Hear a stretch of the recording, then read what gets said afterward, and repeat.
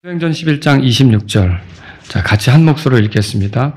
그가 그를 찾아낸 후 그를 안디옥으로 데려왔더라.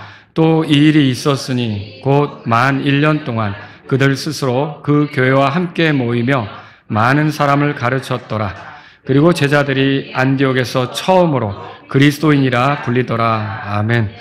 자, 오후에는 그리스도인 이런 제목으로 여러분에게 말씀을 드릴게요. 오늘날 세상에서 그리스도인 이렇게 하면 어떻게 알고 있는지 생각해 보셨습니까? 일반적으로 세상에서 그리스도인 하면 로마 가톨릭 사람들을 얘기합니다. 이게 한 예를 들자면 예루살렘이라고 하는 도시가 있죠.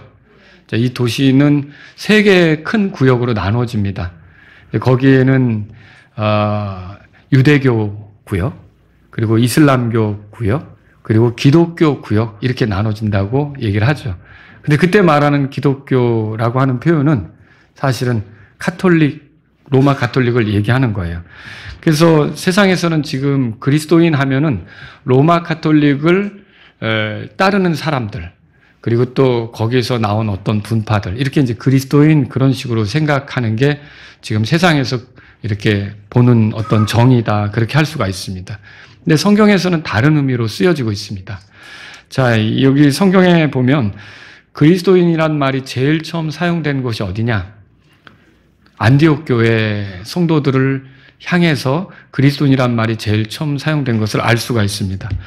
자, 그러면 그리스도인은 뭘 그리스도인이라고 하는가? 쉽게 말하면 구원받은 사람. 그죠? 예수님을 구주로 믿고, 형제라고 불려질 수 있는 사람, 자매라고 불려질 수 있는 사람. 그리스도 안에서 그 사람을 우리가 그리스도인 그렇게 말할 수 있는 거죠. 혹은 성도, 혹은 예수님의 제자다 이렇게 말하는 사람을 우리가 그리스도인 그렇게 말할 수가 있습니다. 유대교에 속한 사람들은 그리스도인이란 말을 쓰지는 않습니다. 예수님을 믿는 사람에 대해서. 왜냐하면 유대교에 속한 사람들은 예수님을 그리스도로 믿어요? 안 믿죠? 근데 예수님을 그리스도로 믿는 사람들 향해 그리스도인이다 이렇게 말하는 걸 별로 좋아하지 않아요. 그래가지고 사도행전 24장 5절에 보면 나사렛 사람들의 분파 이렇게 썼어요. 그러니까 그리스도인이라고 안 부르고 나사렛 사람들의 분파 이렇게 했던 거죠. 자, 그런데 이방인들은요, 안디옥 교회가 있었던 그 주변의 이방인들은요, 안디옥 교회의 성도들을 보면서 이 사람들이 그리스도인이구나, 그리스도를 따른다고 하니까 그리스도인이구나 이렇게 생각했던 거죠. 그리스도인을 한마디로 오늘날로 말하면 뭐냐? 그리스도께 속한 사람입니다. 로마서 8장 9절에 들어보십시오. 그러나 너희 안에 하나님의 영께서 거하시면 너희가 육신 안에 있지 아니하고 성령 안에 있느니라. 이제 어떤 사람에게 그리스도의 영이 없으면 그는 그분의 사람이 아니니라 그랬어요. 그분의 사람이라는 표현이 있죠. 결국 그리스도의 사람, 그들을 가리켜서 우리가 그리스도인 그렇게 말할 수 있는 거죠. 여러분이 예수님의 사람 맞습니까? 그러면 그리스도인이에요. 그분께, 예수님께 속한 사람 맞습니까? 그럼 그리스도인이다. 우리가 그렇게 말할 수가 있는 거죠. 그래서 제가 오늘은 여러분하고 같이 이 그리스도인이라는 호칭이 무엇을 의미하는지 몇 가지로 소개해서 말씀을 드리겠습니다. 그래서 여러분 스스로 나는 그리스도인이다 그렇게 생각하시죠? 이 호칭에 어울리게 가고 있는지를 좀 점검해 보는 시간이 되었으면 좋겠습니다. 자, 첫 번째로 그리스도인은요, 그리스도를 믿는 사람입니다.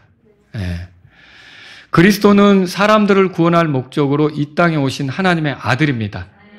그럼 그리스도를 믿는다는 건 뭘 얘기하는 걸까요? 하나님의 아들을 믿는 거예요. 특히 하나님의 아들이 이 땅에 오셔서 사람이 되셨고, 그리고 죄인들을 위하여 기꺼이 자기 목숨을 내주셨으며 죽음으로 끝나지 않고 부활하셨는데, 그분이 나의 구주다, 그분이 나의 주님이다 이렇게 믿는 사람이 그리스도인이에요. 또 특히 그분이 하나님의 아들이시고 그 그리스도로서 그런 사역을 하신 분이 예수님이시다 이렇게 믿는 사람이 이제 그리스도인이다 그렇게 말할 수가 있는 거예요. 근데 이때 믿는다고 하는 거는 전인적입니다. 전인적이라고 하는 건 이제 지적으로도 정적으로도 또 의지적으로도 이렇게 반응하면서 나가는 걸 우리가 전인적이다 이렇게 말할 수 있는 거죠. 그래서 예를 들면 이런 거예요. 믿는다는 게 우선 지적으로 반응하는 거죠. 그럼 지적으로 반응한다는 건 뭐예요? 지식을 듣고 알게 된다는 거죠. 그럼 지식이 없으면 믿을 수 있습니까? 믿을 수가 없죠. 그래서 복음을 전하는 사람들은 무엇을 믿어야 될지에 관한 내용을 전하는 거예요. 여러분이 내용을 모르고는 전달할 수가 없는 거죠. 저도 구원받기 전하고 구원받고 나서의 차이를 보니까 이걸 얘기해 줘야겠구나를 구원받기 전에는 몰랐다면 예수님 믿으라고 교회 다니라고 하는데 뭘 믿어야 되는지 이 내용을 말해주는 거에 대해서 무슨 내용을 말해줄까 이걸 몰랐다면 구원받고 나니까 달라지는 게 이걸 믿어야 된다는 그 내용 있잖아요. 이거를 알게 되더라고요. 여러분에게는 지식이 있습니까? 네. 그래서 예수님에 관한 지식, 예수님이 누구며 어떤 일을 하셨고 그분의 약속이 뭐고 그분을 믿을 때 우리가 얻는 유익이 뭔가 이런 것들을 상세하게 전해주는 걸 우리가 이제 지식을 전달한다 이렇게 할 수가 있어요. 그러니까 그 지식을 접하면서 이제 믿을 수 있는 기회가 생기는 거죠. 그러니까 지식을 접하지 않으면 믿지도 못하는 거고요. 그래서 우리가 부지런히 전도하러 다니는 거고 알려주려고 하는 거라는 거죠. 자, 그런데 이렇게 믿는다는 것은 지식적으로 알게 된 것만으로는 안 되는 거고 이게 정적으로 반응도 해야 돼요. 정적으로 반응한다는 건 뭐냐면 지식적으로 내가 들은 거 있죠. 여기서 이제 감정적으로 이렇게 그거에 대해서 동요가 일어나는 거죠. 그것에 대해서 가볍게 생각하지 않는 거예요. 그래서 내가 들은 내용에 대해서 무덤덤하게 있는 게 아니라 그걸 그렇구나 라고 이렇게 이제 수긍을 하는 거죠. 좋은 내용이구나. 이게 나에게 이루어진다면 좋겠구나. 이렇게 그거를 감정적으로 수긍하는 거예요. 이런 것들이 있어야 우리가 이제 믿는다라고 얘기할 수가 있는 거죠. 그러니까 지식적으로만 아는 거를 믿음이라고 할 수 있을까요? 예, 거기 지식이 필요한 건 맞는데 그걸로만은 부족하다. 이게 수긍하는 게 필요하다라고 하는 거죠. 자, 그러면 이제 정적으로 수긍을 했는데 그 지식을 좋다고 얘기했는데 그걸로 다 된 건가? 아니요. 그걸 의지적으로 수용해야 돼요. 받아들여야 되는 거예요. 받아들여야 되는 거예요. 그래서 아무리 지식적으로 알고 있고 그걸 좋게 생각해서 수긍했다고 해도 그게 나를 위한 것이라고 받아들이지 않으면 그걸 믿는다고 이렇게 말하기는 어려운 거죠. 이제 대표적인 예로 여러분에게 한 사람 소개한다면 사도행전 있으니까 24장을 찾아보세요. 사도행전 24장에. 거기 보면 벨릭스라는 사람이 나오잖아요. 24절에 보세요. 며칠 후에 벨릭스가 그의 아내 유대 여자 두루실라와 함께 와서 사람을 보내 바울을 불러 그리스도를 믿는 믿음에 관하여 그의 말을 듣더라. 그럼 벨릭스에게 지식이 생겼을까요? 들었으니까 이런 걸 바울이 얘기하는 거구나 라고 지식이 생겼죠. 그러면 거기에 정적으로 반응이 있는가? 25절 다 같이 읽습니다. 그가 의와 절제와 다가올 심판에 대하여 강론하니 벨릭스가 떨며 응답하되 이번에는 그만 가라. 나에게 적당한 때가 생기면 내가 너를 부르리라 하더라. 정적으로 이렇게 동요가 있었냐는 거죠. 여기 보면 벨릭스가 떨었다고 그랬죠? 뭔가 자극이 된 거예요. 이건 좀 심각하구나. 이건 가볍게 생각하면 안 되는 얘기구나. 이게 수긍이 어느 정도 있었다는 거죠. 근데 여기 이걸로만은 충분하지 않다고 그랬죠? 그거를 받아들여야 되죠. 수용해야 되죠. 수용해야 되는데 여기 벨릭스가 뭐라 그랬냐면 이번에는 그만 가라. 나에게 적당한 때가 생기면 너를 부르리라 그렇게 했어요. 수용했어요? 네, 수용을 안 한 거죠. 수용하지 않고 거부한 거예요. 엄밀히 말하면 그가 말하는 적당한 때는 지금이거든요. 이때 받아들이면 좋잖아요. 근데 앞으로 올지 안 올지도 모르는 그런 적당한 때를 찾겠다고 지금의 기회를 이렇게 밀어버린 거죠. 그러면 보세요. 바울에게 들었으니까 지식이 생겼고 이게 좀 가벼운 얘기는 아니네 하고 두려워 떨기까지 했다고 그랬어요. 그럼 이거 심각하구나 이런 그 마음의 동요도 있는 거죠. 그걸 어느 정도 수긍을 한 셈이에요. 그런데 거기서 받아들였어요? 안 받아들였죠. 그럼 이걸 믿는다고 할 수 있습니까? 이건 믿는다고 할 수 없는 거죠. 저는 그래서 복음을 전할 때도 어떤 사람들은 지식적으로 다 알고요. 그거 좋다. 이렇게 죄사함 받는데 너무 좋다. 이거 수긍해도 결국 인격적으로 자기 죄 때문에 피 흘려 죽으신 예수님을 자신의 삶의 구주로 수용하지 않으면, 자신의 삶의 주인으로 수용하지 않으면 그 사람은 여기 지식과 그저 감정만 건들다가 끝나는 경우가 될 수도 있다는 거죠. 그걸 구원으로 착각하면 굉장히 위험한 일이 될 수도 있다는 거죠. 근데 그리스도인은 뭐냐? 그게 아니라 지적으로 알게 됐고, 그다음 그거 정말 중요하다고 이렇게 수긍하게 됐고, 그리고 그 상태에서만 머무른 게 아니라 이게 나를 위한 것이라고 받아들였고, 그래서 예수님이 나의 구주고 주님이라고 받아들이는 사람이 그리스도인이다라고 하는 거죠. 여러분 그리스도인 맞습니까? 네. 그래서 여기 오늘 본문으로 돌아가 보세요. 사도행전 11장에 거기 보면 19절의 끝에 보세요. 널리 흩어진 자들이 멀리 베니게와 키프로스와 안디옥까지 여행하여 오직 유대인들에게만 뭐라고 됐죠? 예, 말씀을 선포했다 그랬죠. 그 사람들이 들으면 이제 지식이 생겼을 거 아닙니까? 그리고 뭐 20절에도 주 예수님을 선포했다 그랬는데 21절에 보세요. 21절 다 같이 읽습니다. 주의 손이 그들과 함께 하시니 많은 수의 사람들이 믿고 주께로 돌아오다. 여기 믿고 주께로 돌아왔다는 말은 전인적으로 그 사람들이 지식을 이제 알게 됐고, 그걸 수긍하게 됐고, 그리고 또 그걸 수용해서 예수님께로 돌아왔다는 거죠. 이 사람들이 그리스도인이다 이렇게 말할 수 있어요. 여러분 그리스도인 맞습니까? 네. 두 번째로요, 그리스도인은 그리스도를 따르는 사람입니다.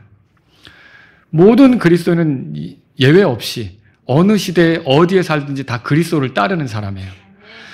자, 예수님은 안드레와 베드로에게 말씀하셨어요. 마태복음 4장 19절에 나를 따르라. 내가 너희를 사람을 낚는 어부가 되게 하리라. 그렇게 말씀하셨어요. 그리고 예수님이 세리 마태에게도 그렇게 말씀하셨어요. 마태복음 9장 9절에 그 세금 걷는 일을 하고 있었던 마태에게 나를 따르라. 그렇게 말씀하셨어요. 또 요한복음 1장 43절에 보면 빌립에게 나를 따르라. 그렇게 말씀하신 게 있어요. 그리고요, 마태복음 16장 24절에 제자들에게 만일 어떤 사람이 나를 따라오려거든 자기를 부인하고 자기 십자가를 지고 나를 따르라. 자, 이 모든 말들의 공통점은 예수님의 그 제자들에게 예수님이 요구하는 게 뭐였죠? 나를 따르라 그랬죠. 그래서 실제로 그리스도인은요, 예수님을 따르는 사람이다라고 말할 수 있는 거죠. 그럼 여기서 여러분들이 궁금해지는 게 있어요. 따른다는 게 뭡니까? 이렇게 생각할 수 있죠. 따른다는 게 뭐예요? 자, 여러분 이걸 알려면 또 성경으로 돌아가야겠죠? 요한복음 10장 27절에서 예수님이 이렇게 말했어요. 잘 들어보세요. 내 양들은 내 음성을 들으며 나는 그들을 알고 그들은 나를 따르느니라 그랬어요. 자, 이 말씀을 볼 때 예수님을 목자라고 한다면 그분의 양에 해당하는 사람들이 그분을 따르는 거예요. 그러면 양들의 그 특성은 어떤가? 목자를 신뢰하죠. 목자에게 의존하죠. 목자가 보호해 주길 바라죠. 목자가 이끌어 주길 바라죠. 목자가 제시하는 길로 가죠. 목자가 가지 말라고 차단하는 건 안 가려고 하고, 모든 걸 누구를 의존해서 누구를 따라가는 거예요. 그러니까 목자를 따라가는 거죠. 그게 진짜로 따라가는 거죠. 목자에게 의존적인 거. 그래서 저와 여러분들이 예수님을 따른다면 뭐냐? 예수님을 신뢰하는 거예요. 그분을 의존하는 거예요. 그분이 나를 보호해 주실 걸 믿는 거죠. 그분이 가르치신 대로 가려고 하는 거고요. 그분이 인도하시는 대로 따라가려고 하는 거예요. 순종하면서 가려고 하는 거. 이걸 우리가 이제 이 예수님을 따른다 그렇게 말하는 거죠. 어떻게 보면 예수님에게 고정된 삶. 예수님에게 딱 이렇게 밀착된 삶. 그래서 오늘 본문에 보세요. 거기 성경에 보시면 23절에 다 같이 읽습니다. 그가 이르러 하나님의 은혜를 보고 즐거워하여 그들 모두에게 마음을 작정하고 주께 붙어 있으라고 권면하더라. 자, 마음을 작정하고 주께 붙어 있어라. 바나바가 안디옥에 가서 거기에 모인 성도들에게 마음을 작정하고 주께 붙어 있으라. 양떼들이 주님을 졸졸 따라다니는 거 있잖아요. 그런 식으로 너희도 주께 붙어 있으라. 그렇게 말하는 거죠. 그래서 저와 여러분들이 이런 식으로 예수님을 의존하고 그분의 보호를 기뻐하고 그분이 나를 인도하신다고 믿고 그분의 어떤 뜻을 구하고 그분이 이끄시는 대로 이렇게 가려고 하는 사람들이라면 예수님을 따르는 사람들이다라고 하는 거죠. 그들이 그리스도인이에요. 여러분 그리스도인입니까? 네. 세 번째로요. 그리스도인은 그리스도로부터 배우는 사람이에요. 다른 말로 말하면 예수님의 제자죠. 제자. 제자라는 말은 뭐예요? 무슨 뜻이 있어요? 쉽게. 제자. 배우는 사람이죠. 배우는 사람이에요. 그래서 결국은 목표가 있는데 나를 가르친 분처럼 되고자 하는 거죠. 그럼 우리가 예수님의 제자라고 하면 누구한테 배우는 거예요? 예수님한테 배우는 거죠. 누구처럼 되려고 할까요? 결국 예수님처럼 되려고 하는 거죠. 예수님은 자기 제자들을 보내시면서 이렇게 말씀하셨어요. 들어보세요.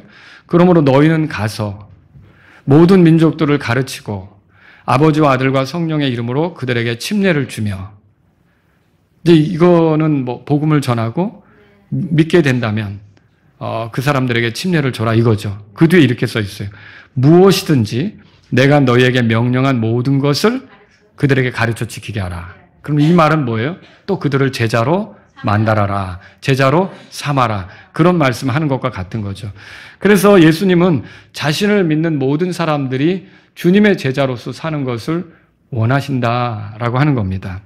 자, 예루살렘에 핍박이 있어 그 핍박을 피해 여기 키프로스, 구레네 이런 데를 거쳐서 또 아니면 거기서 이렇게 온 많은 사람들이 결국 21절에 보세요. 오늘 본문에. 많은 수의 사람들이 믿고 주께로 돌아왔다. 그렇게 돼 있죠? 자, 그럼 이렇게 돌아온 사람들이 예수님을 믿게 됐다는 말이잖아요. 그럼 이들에게는 침례를 줬을까요? 예, 침례를 또 줬겠죠. 예, 그리고 이 사람들이 이제 모임을 이루게 되겠죠. 그럼 이 사람들도 가르침 받는 게 필요하지 않습니까? 자, 그런데 이 안디옥에서 일어난 소식을 예루살렘 교회가 들은 거예요. 22절에 보면 그때 이 일들에 관한 소식이 예루살렘에 있는 교회의 귀에 들어가니 그랬어요. 그래서 그 교회에서 그걸 듣고 가만히 있지 않고 사람을 보내죠. 누구를 보냅니까? 네, 바나바를 보냈어요. 바나바가 그들에게 가서 하는 건 뭐예요? 일단 23절에 보니까 하나님의 은혜를 보고 즐거워했다고 돼 있어요. 이게 이방인들이 죄 가운데서 멸망할 수밖에 없는 위치에 있었잖아요.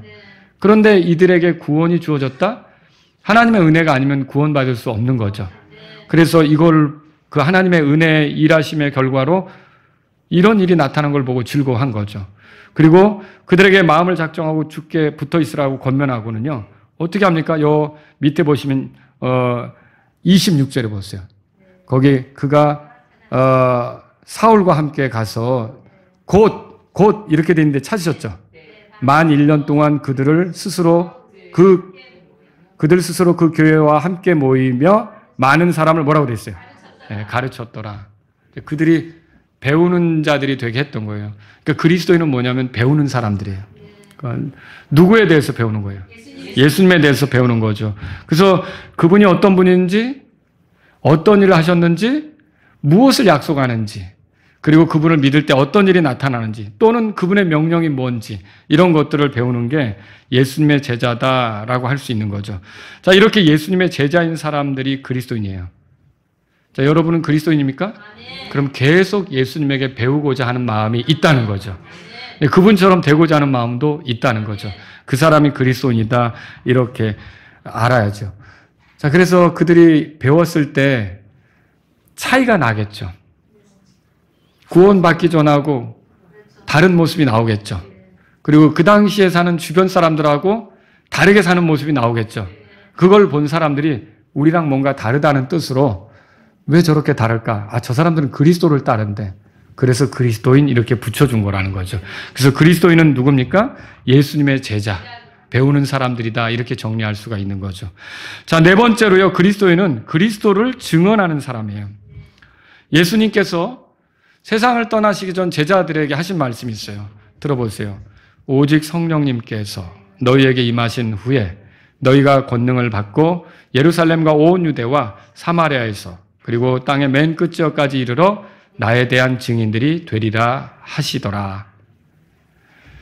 자, 여러분, 그 예수님의 간절한 바람이 뭘까요? 우리가 예수님에 관해서 증언하는 거죠. 우리도 구원받은 게 누가 우리에게 와서 증언했기 때문에 우리도 구원받은 거잖아요. 그래서 예수님은 우리가 가서 증언하기를 원하는 거예요. 이렇게 증언할 때 나타나는 일이 21절에 나온 것처럼 그 끝에 많은 수의 사람들이 믿고 주께 돌아오더라 그랬죠? 이런 일이 나오는 거예요. 또 24절에는 뭐라고 돼 있을까요? 같이 읽어보죠. 이는 그가 선한 사람이요 성령님과 믿음이 충만하였기 때문이라. 이에 이거 뭐라고 돼 있어요? 많은 사람들이 죽게 더해졌다. 이거는 증언하면서 이런 일이 나타나는 거죠. 예수님을 믿는 사람들이 늘어나는 거죠. 그러니까 이 사람들은 핍박을 피해 여행하다가 어디에 이르르면 어떻게 했느냐? 말씀을 선포했어요. 예수님을 선포했어요. 이렇게 해서 예수님을 믿는 사람들이 나오게 됐는데 이런 이제 사람들이 교회를 이루게 된 거죠. 그러니까 이런 거는 그냥 생긴 게 아니고 증언하는 사람들이 있기 때문에 생겨난 일이라는 거죠. 그래서 여러분 그리스도인은 누굽니까? 이렇게 예수님을 증언하는 예수님의 증인들이 그리스도인이다 이렇게 말할 수가 있는 거죠. 안디옥 교회는 더더욱 어떤 일을 벌였냐면요. 이들도 자기들에게 와서 증언해 준 사람들 때문에 믿었잖아요. 그러면 자기들이 복음을 받고서 거기서 그대로 멈춰 있는 게 아니라 그들도 증언하고 싶어 했어요. 그래가지고 어떤 일까지 벌이냐면 우리가 어떻게 보면 소아시아죠. 그러니까 아시아죠. 이 지역을 최초로 이렇게 선교하게 되는 선교사를 파송하는 일까지 하게 되죠. 한번 사도행전 13장 펴보세요. 13장 2절에 제가 읽습니다. 여기 그들이는 안디옥 교회예요. 1절에 이제 안디옥에 있는 교회 이렇게 나오죠? 예, 안디옥 교회가 주를 섬기며 금식할 때 성령님께서 이르시되 내가 바나바와 사울을 불러 시키는 그 일을 위하여 그들을 내게로 구별하라 하시더라.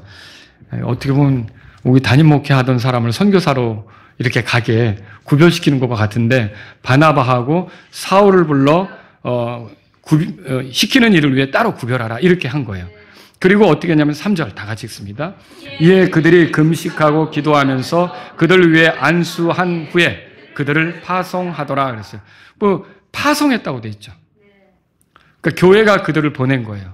그래서 그들이 떠나간 거죠. 여기서부터 1차 전도 여행이, 선교 여행이 시작된 거예요.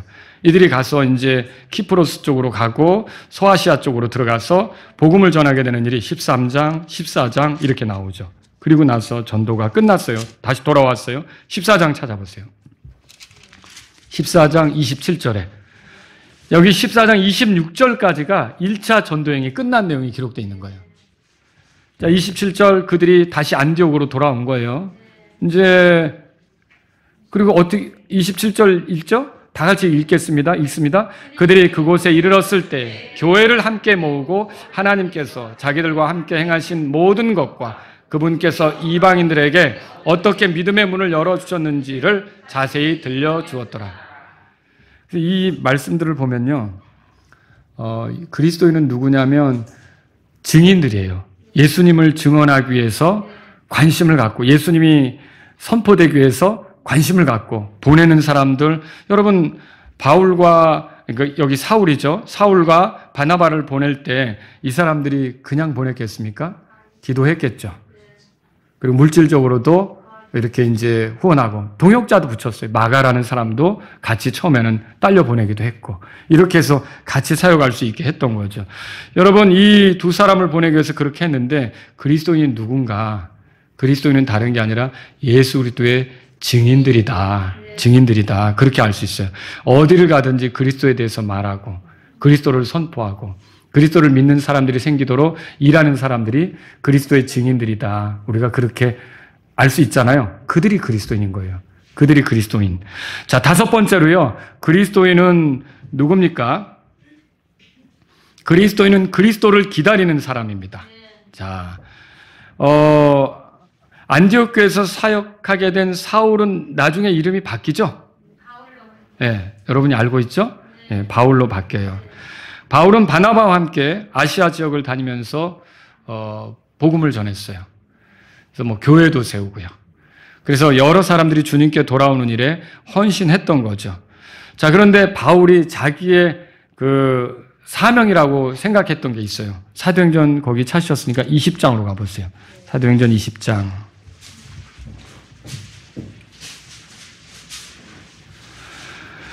사도행전 20장 24절입니다. 자, 다 같이 읽습니다. 그러나 이 일들 중 어떤 것도 나를 움직이지 못하고 나의 달려갈 길과 주 예수님께 받은 사역, 곧 하나님의 은혜의 복음을 증언하는 일을 기쁨으로 끝마치기 위해서라면 나는 내 생명을 조금도 소중하게 여기지 않노라 그랬어요. 자, 이게 예수님께 받은 사역이라고 말하고 있는데 이게 뭐라고 돼 있어요? 복음 증언하는 일이라고 돼 있죠. 이게 내가 할 일이라고 생각한 거예요. 이게 내가 가야 될 길이라고 생각한 거예요. 이게 바울의 고백인 거죠. 그리고 여러분은 디모데후서에 가면 바울이 인생을 끝낼 쯤 돼가지고 이것에 대해서 하는 말을 여러분이 읽을 수가 있을 거예요. 들어보세요. 디모데후서 4장 7절에서 8절에 내가 선한 싸움을 싸웠고 나의 달려갈 길을 마쳤으며 믿음을 지켜왔으므로 자기의 달려갈 길을 마쳤다고 돼 있죠. 뭐예요? 복음을 전하기 위해서 헌신한 그 길을 이제는 끝낼 때가 됐고 끝냈다. 이 얘기죠.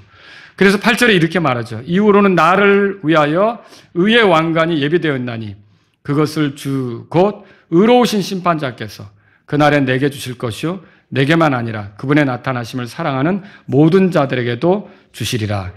여러분 이게 그리스도인은 누구냐면요. 이렇게 그리스도를 기다리는 사람이에요. 여러분 예수님을 기다립니까? 네. 그분이 나타나심을 사모하는 자들 그리고 그때까지 내가 받은 일들을 줄기차게 최선을 다해서 해나가려고 하는 사람들이 그리스도인이다 이렇게 말할 수가 있는 거죠. 자신을 구원하신 예수 그리스도를 기다리는 사람들 이 기다림은요 개인적인 형편에 따라 달라질 수도 있어요. 예를 들면 그 기다림이 더 강렬해질 수도 있고 약간 약화될 수도 있어요. 여러분은 지금 어떤 상태인지 모르겠어요. 그러나 주님을 기다리는 거는 변함이 없는 거예요. 맞죠? 그죠? 또 여러분 우리가 개인적으로도 그럴 수가 있고 같이 이런 어떤 여러 가지 상황에 휘말려서 주님을 기다리는 것에 대해서 이렇게 희미해지면서 뭐 세상에 대한 애착이나 육신적인 거 이런 것에 기웃거릴 때도 있는 거죠. 그러나 하나님 말씀을 들으면서 어때요? 아니지. 나는 주님을 맞이할 사람이지. 이런 사람들이 그리스도인이다라고 하는 것이죠. 그래서 이 땅을 살아갈 때 어떻게 살아요? 나그네, 행인, 지나가는 사람 이렇게 사는 거죠. 그래서 천년만년 이 땅에 살 것처럼 그렇게 삽니까? 아니죠. 여러분들은 이 땅의 여러 가지 그 현상들, 뭐 문화, 그리고 체제, 뭐 심지어 어떤 나라의 체제 이런 것도 다 한순간이라는 걸 알아야 돼요. 그리스도가 오면 다 바뀌게 되는 걸 믿으십니까? 여러분 우리는 누구를 기다리고 있습니까? 예수님을 기다리고 있죠. 그리고 그분이 왕국을 가져오실 걸 기다립니까? 우리가 그리스도의 왕국을 기다리고 있는 거죠. 그리고 그분과 통치하는 것을 기다립니까? 그 사람들이 그리스도인이에요.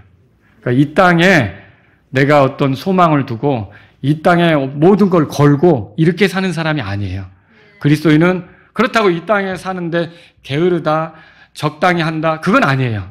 열심히는 살지만 언제든 주님께서 여기까지다라고 하면 됐습니다, 주님. 그동안 감사했습니다, 주님. 하고 주님을 맞이하고 주님을 대면하기를 원하는 그 사람들이 그리스도인이다. 이렇게 정리하시면 되죠. 여러분 그리스도인입니까? 네, 이렇게 제가 오늘 여러 가지로 말씀을 드렸어요. 여러분이 그리스도인이라면요. 어때요? 지금 말씀드린 것처럼 여러분은요. 그리스도를 믿는 사람이고요. 그렇죠? 그리스도를 따르는 사람이고 또 그리스도로부터 배우는 제자고 그렇죠? 그 그리스도의 양 같기도 하고 제자이기도 하고 또 지금 여러분 말씀드렸죠. 그리스도의 증인이 되기도 하고 그리고 그리스도를 기다리는 사람이고 이런 사람이 그리스도인이다라고 정리하시면 되겠습니다. 근데 이 자리에 만일 그리스도인이 아닌 사람이 있다면 이 땅이 전부인데 그리고 영적인 것도 배울 수도 없는데 그리고 어때요? 그렇게 살다가 결국은 영원한 인도자를 만나지 못했기 때문에 절망적인 순간을 맞이할 수 있는데 그대로 가지 않기를 바라는 거예요. 돌이켜야 됩니다. 돌이켜야 됩니다. 그래서 그리스도인이 될 필요가 있는 거죠. 하나님의 아들이신 예수님을 나를 구원하기 위해 이 땅에 찾아오셨고 죄인인 나를 대신해서 하나님의 심판을 당하시고자 십자가에서 죽으셨으며 묻히셨다가 부활하신 분. 그래서 나를 끝까지 구원으로 인도하시게 내가 믿는다면 그렇게 끝까지 구원으로 인도하시게 지금도 살아계셔서 나를 도우실 수 있는 분이라고 믿고 예수님을 나의 구주, 나의 주님으로 여러분이 받아들이신다면 여러분은 그리스도인이 될 수가 있다는 거죠. 그때는 이제 주님이 목자가 되고 그 사람은 주님의 양이 되는 거죠. 그때는 주님이 이제 선생님이 되고 선생님으로부터 배우는 제자가 되는 거죠. 그때는 이제 주님이 목적이 되어서 주님을 자랑하고 전하는 주님의 증인이 되는 거죠. 여러분 좋은 거 있으면 이거 써봐 막 이렇게 하잖아요. 예수님보다 좋은 분이 어디 있어요? 우리가 이제 예수님을 증언하는 그런 사람들이 되는 거라는 거죠. 또 그때는요, 뭐 이 땅에 마음 빼앗기고 사는 게 아니라 사람들은 몰라도 우리는 그분이 오실 때가 있다는 걸 알고 그분을 기다리는 것이 그리스도인이 된다는 거죠. 자, 그러면 여러분은 그리스도인이십니까? 그러면 그리스도를 따르는 일에 대해서 돌아보시기 바랍니다. 오늘 제가 말씀을 드렸잖아요. 여러분은 확고하게 구원의 확신이 있으십니까? 믿는 자가 맞습니까? 내가 지적으로만 알고 정적으로만 동요된 게 아니라 수용해서 예수님이 내 구주고 주님이라는 그 관계 속에서 예수님을 따르는 사람이 맞냐는 거죠. 그리고 여러분이 주님의 인도하심을 기뻐하는지, 그리고 주님께 의존하는 걸 기뻐하는지, 주님으로부터 보호받는 걸 기뻐하는지, 주님이 나를 이렇게 어떤 방향으로 가도록 제시하는 걸 즐거워하는지, 여러분 그리스도인이죠, 그러면. 그리고 여러분이 예수님으로부터 배우는 것이 좋습니까? 예수님을 알아가는 것이 귀한 일입니까? 그분을 아는 일보다 더 중요한 일은 없다고 믿습니까? 여러분, 우리가 이 땅에 살면서 예수님과의 관계, 이거를 대신할 만한 건 없습니다. 내가 예를 들어 어느 대학생이고, 어느 대학교 대학생이고, 내가 또 어떤 회사의 직원이고, 또 내가 어떤 클럽에 가입하고, 내가 어디에 속했어도 내가 그리스도인인 그 위치보다 더 중요한 건 없어요. 여러분, 이거는 어떤 거하고 바꿀 수가 없는 거예요. 그렇지 않습니까? 내가 선생이다가 선생직을 내려놓을 수 있는 거예요. 그렇지 않습니까? 내가 어떤 학교의 학생이다가 그 학교 졸업할 수도 있는 거예요. 그리스도인 졸업할 수 있습니까? 예, 아니죠. 여러분과 저에게는 그리스도인이라는 위치가 가장 복된 위치고 중요한 위치라는 걸 기억하셔야 된다는 거죠. 또 여러분은요, 그분을 통해서 배우는 것에 대해서 감사하셔야 돼요. 그분이, 그래서 설교를 들을 때도 그렇게 생각이 돼요. 여러분이 단지 지식적으로만 알고자 한다면 지식은 사람을 우쭐대게 한다 그랬잖아요. 근데 그게 아니라 내가 어떻게 하면 배운 대로 살아갈까? 이런 뜻으로 여러분이 말씀을 대하게 되면 여러분의 삶에도 말씀으로 인한 변화가 나타날 줄로 믿으시기 바랍니다. 우리가 그리스도인이면서 그분과 별개의 삶을 살고 있다면 오늘 돌아보셔야 돼요. 내 생각, 내 판단, 내 말, 내 행동, 내 결정, 내 추구가 목자이신 그분을 따르기보다 세상의 것들에 따라 휘둘리고 있다. 세상의 영향을 받고 있다. 여러분이 그렇다면 그리스도인으로서 적절하게 제대로 지혜롭게 사는 것은 아니라는 거죠. 주님, 저는 주님만 따르기를 원합니다. 주님, 저는 주님으로부터 배우기를 원합니다. 주님, 저는 주님의 증인으로 살기를 원합니다. 주님, 나의 소망은 주님께 있어서 주님이 오시는 것을 기다립니다. 여러분이 주님만 바라보면서 그렇게 살아가는 그리스도인다운 삶이 되기를 바랍니다. 다 같이 일어서시겠습니다. 오늘 이 말씀을 들으신 여러분 가운데 하나님 아버지, 저를 그리스도인이 되게 해주셔서 정말 감사합니다. 내가 세상에서 얻을 수 있는 다양한 위치, 다양한 지위, 다양한 신분이 있지만 내가 이 그리스도께 속한 사람이라는, 그리스도를 믿는 사람이라는, 그리스도를 따르는 사람이라는, 그리스도의 제자라는, 그리스도의 증인이라는, 그리스도를 기다리는 사람이라는 이 위치를 대신할 만한 건 없습니다. 나에게 있어서 이 그리스도인이라는 위치가 가장 귀합니다. 주님, 내가 그리스도인답게 살 수 있도록 인도해 주십시오. 이런 분이 있다면 이 시간 여러분 주님 앞에 나가십시오. 주님, 제가 그리스도를 따르는 사람으로서 주님으로부터 배우고 주님을 따라가는 그런 삶을 살기를 원합니다. 이런 분이 있다면 이 시간 주님 앞에 나가십시오. 주님, 내가 주님이 오시는 것을 기다리며 주님을 바라보며 나아가길 원합니다. 여러분, 이런 분이 있다면 이 시간 주님께 구하시기 바랍니다.